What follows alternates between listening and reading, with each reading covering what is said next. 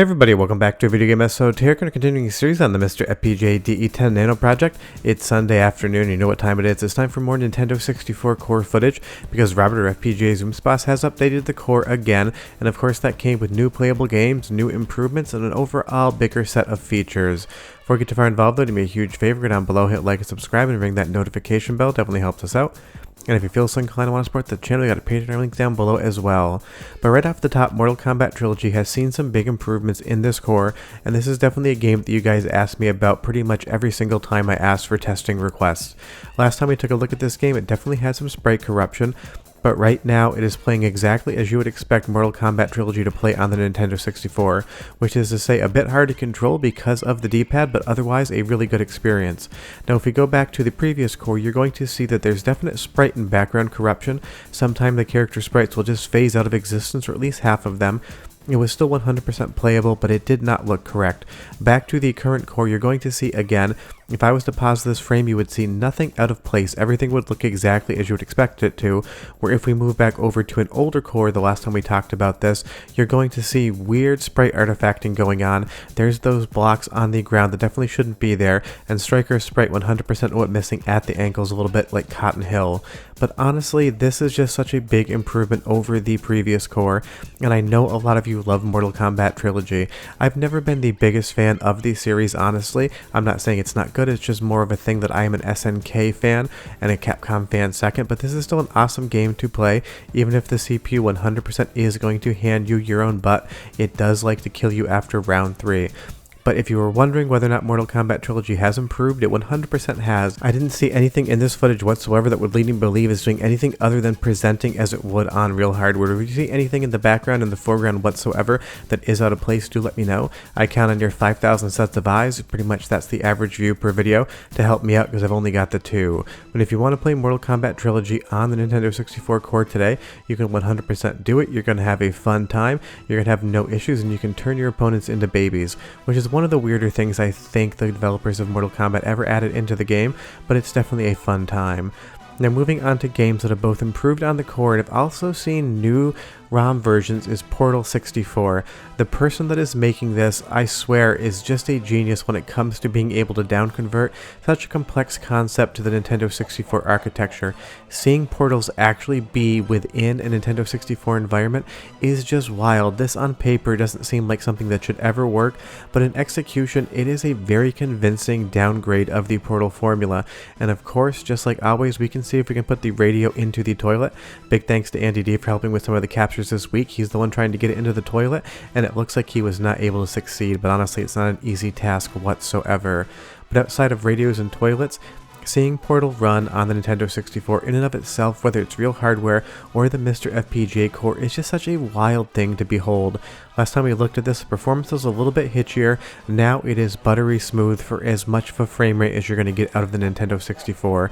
And do remember, this is not the era of 60 frames per second. Some games would run at 15 to 20 frames a second. You were happy to get those frames back in the day. But again, this is just so fun to see running, and fun to see running on the real hardware itself or an FPGA, and it looks great here. The performance is good. Now there is music in this game, there is sound, but the core seems to drop it out the minute you actually hit start. I've tried this on my real Nintendo 64 hardware, and it does seem to work perfectly fine, but something about the current implementation on MiSTer is just not putting that music into the game. But that's not really surprising. This is a modern coding version of a game. This is not something that was made in the 90s, so it's very possible the developer of this has done something with the hardware that is unique and is just not yet strung together within the MiSTer FPGA code in and of itself. And this isn't even an official game, this is something fans made, so it might be something that never 100% perfectly works on the current core. Obviously the goal is to get the entire library working as would be expected on real hardware, but if some of these fan games end up working along the way, that's incredible as well. But do listen to the audio for just like 15 seconds. This is a portion of what you should hear, and it does work until you hit start. But come back because I got even more games to show you that just work.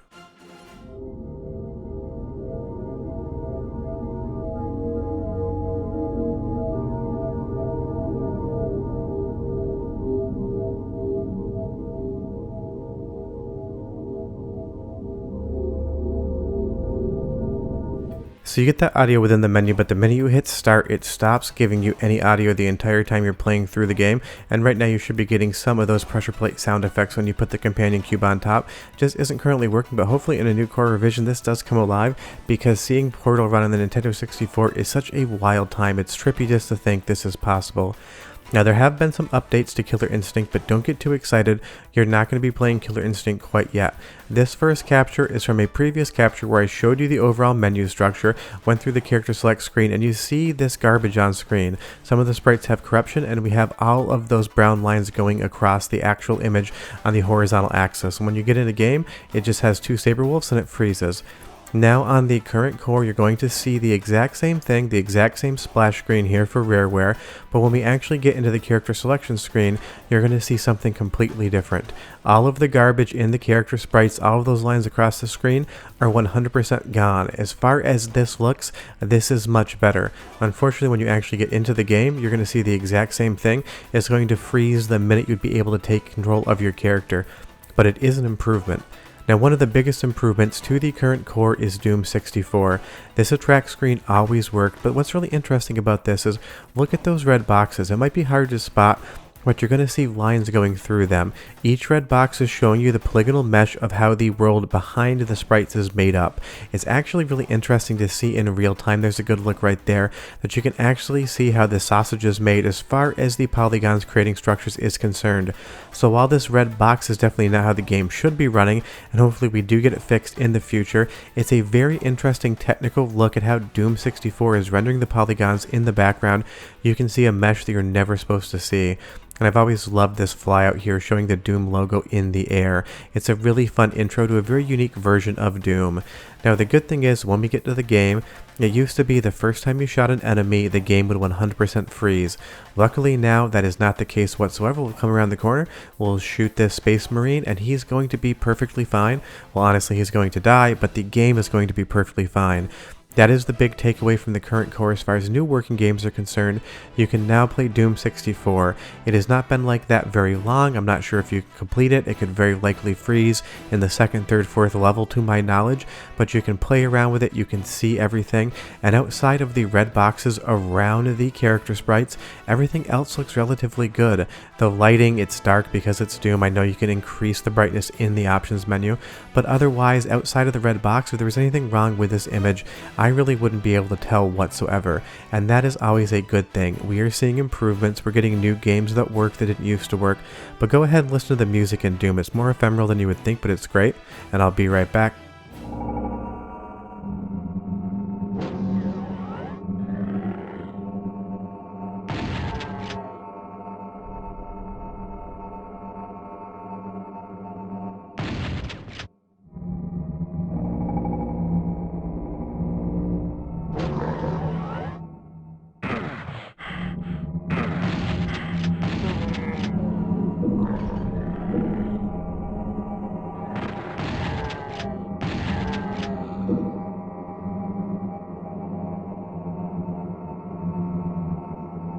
I've always loved the soundtrack to Doom, but honestly calling it a soundtrack is a little bit of a misnomer. On the Nintendo 64 version, it's more of a cacophony of noises, like machinery and the moans of dead demons in the background, all marrying together to make this soundscape that sounds like you're literally walking through hell.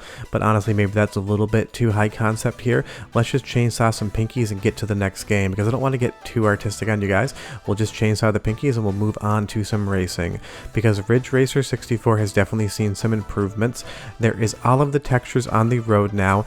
The tail lights on the cars give off that little bit of glow. If there's anything that's not perfect on Ridge Racer 64, my eyes can definitely not tell, but honestly, if I'm going to play Ridge Racer, it's going to be on a PlayStation platform, so I don't have the most experience with this one. If you see anything, definitely let me know down there below, and if you do have any requests for games for the next video, leave them as well, because I love checking them out. But back to Ridge Racer 64, the improvements have been night and day. What I'm going to do is go back to a core from 2 weeks ago. This is not as fundamental of a difference as the current core versus the previous core, but 2 weeks ago, this is what we were looking at. There was absolutely no road texture whatsoever, unless you were in a tunnel or otherwise underneath some sort of structure. The main road out in the open air is just this gray-black blob. Definitely looks like a road, but you know there's supposed to be some sort of texture there. But now when we move over to the current core with all of the different fixes in, you're going to see that absolutely everything is here. The buildings on the side of the roads are rendering correctly, all the foliage looks good, the road is there, those little trails off the tail lights are also there as well. It's the small touches that do matter, and we have to have all those small touches there to be able to make sure the game looks great. And as far as I can tell, everything looks good outside of that little bit of the polygonal mesh on the bumper on the Namco there. Maybe that was in the original game. I would have to check a capture out, or honestly plug my original cartridge in, because I do own it, even if I usually play the PlayStation 1 version. But go ahead, and this is what it looked like before. It is just missing certain things in certain areas. But as we move back to the current core, everything is exactly where it should be. There are no issues whatsoever, and that's always a great thing to see. Because Ridge Racer, however you play it, is an awesome game, and seeing it run on the current core in this full speed format is just so good, because this is one of those Nintendo 64 games that does run at a very high frame rate, and I'm sure that was a mandate from Namco. Ridge Racer always ran at a decent frame rate, so they probably didn't want to move one of their marquee franchises over to a Nintendo console and have the performance suffer, especially in the competition with PlayStation 1. I'm sure Nintendo didn't want to have an inferior port either. But if you want to play Ridge Racer 64 today, you 100% can do it. Works great, controls perfectly well, the graphics look good. It's the Ridge Racer that everyone knows, loves, and remembers. This is the 64 behind its name, not a PS1, which means it's still fun. You should definitely check it out. Now moving on to another game that just started working, and people have been asking to see this one. I'm really not sure why, but Jeopardy now works. I don't understand how this even became a video game on the Nintendo 64. Maybe it's for your parents, but honestly, if we can throw some Norm Macdonald, Burt Reynolds jokes into the mix, you know I'm going to do it. This was always an amazing skit on SNL, so I can bring it right here into the Nintendo 64 video. But all Burt Reynolds, Norm Macdonald jokes aside, this game never used to boot. It would do absolutely nothing, but FPGAZumSpass has added in something that allows us to now play Jeopardy on the Nintendo 64 core. I do not know who's going to do this. Leave me a comment down below and tell me if you've ever played this game before. I mean, this seems like something that would be given to you at Christmas by a grandparent thinking that you wanted a video game and they knew what Jeopardy was, so you ended up with this. It's one of the strangest uses of the Nintendo 64, and these question categories right here, the text is absolutely hilarious, just how basic it really is, but the sprites for the competitors are even better. That's right folks, that's just 3 Norm Macdonalds as Burt Reynolds side by side. You knew I was going to make the joke twice. But okay, no more Burt Reynolds jokes, let's just talk about FPGA cores. We're going to go through the categories here. You see we have April, and the next category is absolutely going to be another Burt Reynolds reference. That's right folks, I don't know what else to say about Jeopardy. It works on the current core, and Burt Reynolds is one of the best actors to ever live. But now moving to a game that has nothing to do with Burt Reynolds whatsoever, a lot of you have been asking to see Dark Rift tested, and I assume that's because it uses a 60 frame per second target on the Nintendo 64, something we didn't see a lot of back in the day, and that's just down to the fact that outside of the character models, pretty much none of this game is in 3D, everything in the background is a 2D asset, so it's really leaving the processing power of the Nintendo 64 just to run the game at 60 frames per second. It's not the best fighting game on the system, but honestly there's not a ton of fighting games, so we get what we get, but it does have a fun soundtrack and the music sounds really good here, so go ahead and listen for 30 seconds, and I'll come back and show you one more game you want to see. Battle commence!